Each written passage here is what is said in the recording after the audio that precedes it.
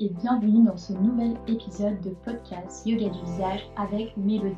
Dans ce nouvel épisode, j'aimerais te confier la vraie raison pour laquelle j'ai créé ma propre formation de yoga du visage. Jusque-là, tu dois te dire peut-être une évolution naturelle de mon business, dans le sens que j'ai commencé par donner des cours en ligne durant le confinement, en live, durant les lives Instagram qui étaient là en 2020. Et ensuite, j'ai commencé à donner des cours privés, puis des ateliers, puis des retraites de yoga du visage. Et ça peut paraître être la suite logique. Ceci dit, j'aimerais t'expliquer un peu plus les raisons de ce revirement, un peu plus autour de la pédagogie et de la transmission, et les raisons qui m'ont poussé à faire ça. Tout d'abord, je dirais que j'ai eu envie de créer la formation que j'ai jamais eue. Personnellement, j'ai pioché un petit peu dans différentes formations. Chaque année, j'ai fait 1 ou 2 formations depuis 2020. Donc, j'ai étendu mes formations autour de tout ce qui touche au visage, que ce soit le massage crânien, le Kobido, la réflexologie du visage avec le Dien Shan vietnamien. Je suis vraiment allée chercher toutes les techniques dans lesquelles a originé le yoga du visage. Et je me suis également formée auprès de personnes expertes de la peau, auprès de kinés, pour avoir aussi une vision moderne du visage. Ça a été mon parcours, mais en réalité, ça a demandé énormément de débrouillardise, de piocher les techniques à gauche, à droite, de faire des formations nouvelles, de me former auprès de différentes personnes. Et il y a un côté que je dois dire aussi assez chronophage de tout ça, de se dire, en fait, finalement, pour être professeur de yoga du visage, je dois faire une dizaine de formations. C'est plus ou moins ce que j'ai fait pour en arriver là. Alors tout d'abord, j'ai vraiment voulu offrir toutes les clés en main à une personne qui souhaiterait se former au yoga du visage en proposant un vrai panel d'outils pour répondre aux problématiques que les clientes ont concernant leur visage. Donc ce panel d'outils, il est composé des exercices avec les mains, bien sûr, la base, le yoga du visage, mais ma vision, ma méthode du yoga du visage va au-delà de ça. On intègre également le gua sha, le roller, le taping, on intègre le massage intrabuccal, le massage crânien, des gestuelles très précises d'automassage inspirées du massage Kobido. Donc ma vision du yoga du visage est assez élargie de par mes formations et ma vision. J'ai également intégré une partie de réflexologie faciale qui en fait va nous permettre de mieux lire le visage et donc mieux accompagner les clientes dans leurs problématiques. Donc je dirais que la première raison, c'est vraiment le fait que moi j'ai dû faire 10 formations et aujourd'hui j'ai vraiment voulu donner les clés en main pour une personne qui souhaiterait se former au yoga du visage, que ce soit une professionnelle ou un professionnel du bien-être, ostéopathe, esthéticienne, sophrologue, ou bien une personne qui souhaiterait commencer à donner des cours et des ateliers. J'ai également voulu y inclure volontairement une partie concernant le marketing et la communication parce que personnellement, dans toutes mes formations, que ce soit yoga postural, yoga du visage, que ce soit massage crânien, Kobido ou autre, je n'ai jamais eu de dimension communication et marketing appliquée directement à la formation. Et ça m'a énormément manqué. C'est comme si d'un côté on mettait les connaissances techniques et d'un autre côté on mettait communiquer, se vendre, proposer des offres, parler de prix aussi, sans tabou. Je dois dire que ça m'a énormément manqué et surtout venant des formateurs qui eux avaient réussi à en faire leur métier. Pour moi il manquait vraiment un peu un vrai insight terrain qui en fait nous informe sur l'état du marché actuel. Ok, aujourd'hui, en tant que par exemple thérapeute spécialisé dans le massage crânien, on peut gagner tant d'argent en faisant tant de massages par semaine et pour faire tant de massages par semaine, je donne un exemple, mais ça m'a pris 2 ans. Voilà, pour moi ça m'a énormément manqué ce genre d'information, de transparence autour des possibilités et je dois dire aussi avec grand regret que dans la plupart des formations, même les plus chères, ce qui est assez surprenant, 80% des personnes n'ont pas donné cours à la suite. Les formations les plus courtes, finalement, c'était déjà des personnes lancées. Donc par exemple, je pense à beaucoup de massothérapeutes et d'esthéticiennes qui sont déjà lancées. Et donc elles vont juste intégrer X techniques à leur offre. Mais les formations plus longues, finalement, il y a un grand investissement financier. On parle par exemple de 3000 € pour une formation que j'ai faite. Finalement, il n'y a absolument pas eu de module marketing. Et dans cette formation à laquelle je pense, en fait, on est peut-être 2 voire 3 à aujourd'hui donner cours. Donc c'est extrêmement peu et c'est extrêmement regrettable, surtout quand je pense que il y avait plus que ça qui voulaient le faire. C'est juste que c'est des personnes qui n'ont pas eu des outils concrets pour mettre à exécution leur objectif. Et donc vraiment un manque en fait des pratiques quoi. Une fois qu'on s'est formé, qu'on s'est donné cours, qu'est-ce qu'on fait? Comment on s'y prend pour trouver des clients? Comment on s'y prend pour créer ses premières offres? Et surtout pour moi, un point qui me tient particulièrement à cœur, c'est comment en fait aussi on trouve sa patte. Je pense qu'en yoga du visage, il y a réellement une opportunité d'être plus créatif que ce qu'est le marché. Il n'y a pas que l'anti-âge, il n'y a pas que les rides, il y a beaucoup d'autres portes d'entrée pour le yoga du visage. Il y a le yoga du visage aussi pour les personnes jeunes, je pense, qui pourrait être très utile.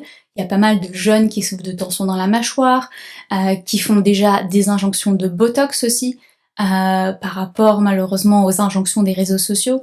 Donc je pense qu'il y a plein de portes d'entrée en fonction de l'histoire personnelle de chacun et que de manière générale, on gagnerait aussi à être poussé sur le côté créatif pour créer en fait sa propre offre et ne pas plagier exactement en fait une formation quoi. C'est ce que je vois beaucoup et ce que je regrette aussi parfois quand je vois certaines formations qui proposent tout simplement de répliquer une offre déjà créée pour gagner sa vie, ce qui est bien d'un côté parce qu'en fait on sait quoi faire, mais de l'autre côté je pense vraiment qu'on a tous en nous cette créativité et surtout ce qui est évident c'est qu'on a une histoire personnelle qui pour moi pourrait gagner à être à l'origine de la création des offres.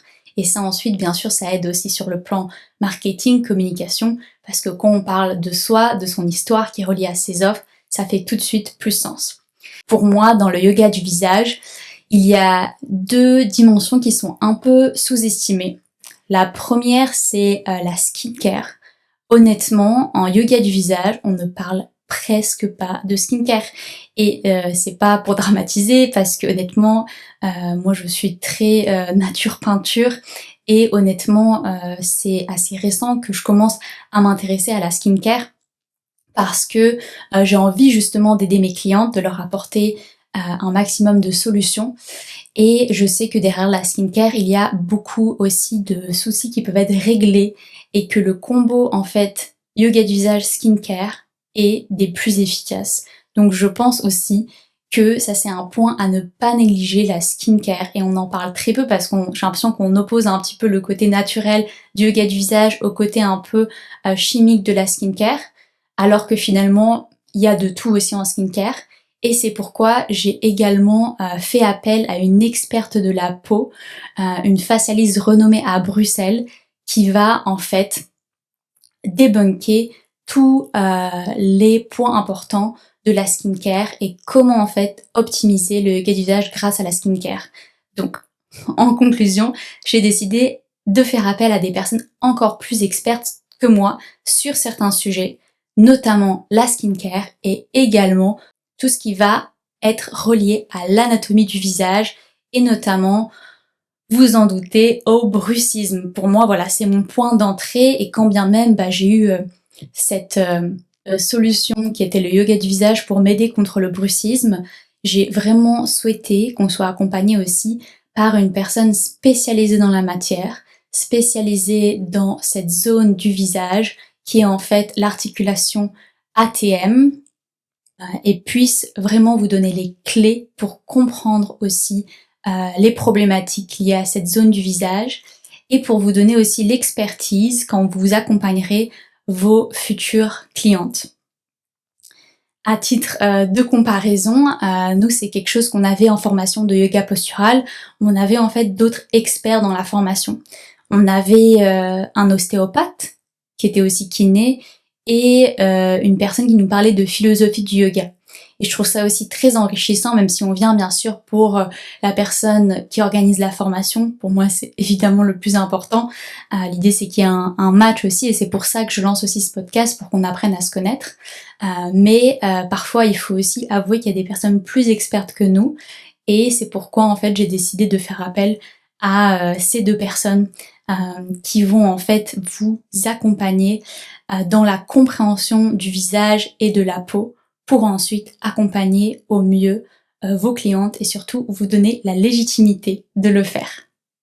Et le dernier point, je dirais que c'est lié à mon amour pour la transmission et la pédagogie. En 2019, pour la petite anecdote, j'étais professeure de français dans 2 lycées en Nouvelle-Zélande pendant 1 an, et c'était le métier le plus cool de ma vie. J'adorais en fait transmettre quelque chose qui pour moi me semblait évident et naturel, qui était la langue française.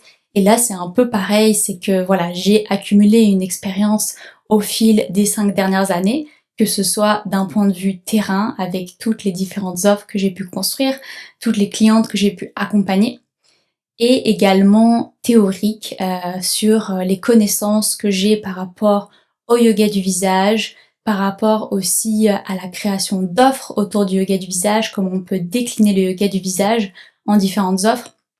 Et j'ai vraiment voulu créer cette formation pour accompagner au mieux avec les outils que j'ai à partager. Pour moi, effectivement, il y a un peu de suite quand même logique. J'avoue que c'est quelque chose que je rêvais de faire depuis fort longtemps, mais ça me semblait aussi nécessaire de prendre le temps de pratiquer pour vraiment transmettre des choses concrètes et pas juste une partie A anatomie, B exercice, ça pourrait être quoi? Ça pourrait être quelque chose de très basique en fait. Je voulais vraiment aller au-delà d'une formation basique et vraiment incarner moi-même cet avant-après que vous pouvez espérer, aussi bien sur vous, sur votre visage, mais aussi dans votre vie. J'espère que ça aura pu vous éclairer. Si vous avez envie d'en discuter davantage, je propose un rendez-vous de 15 minutes offert que vous pouvez prendre dans la description de l'épisode. Si vous souhaitez commencer à donner des cours et animer des ateliers, on voit ensemble les premières idées d'ateliers et de cours que vous pourriez avoir en fonction de votre histoire personnelle. Voilà, c'était un plaisir d'échanger avec vous et je vous dis à très bientôt. Ciao ciao!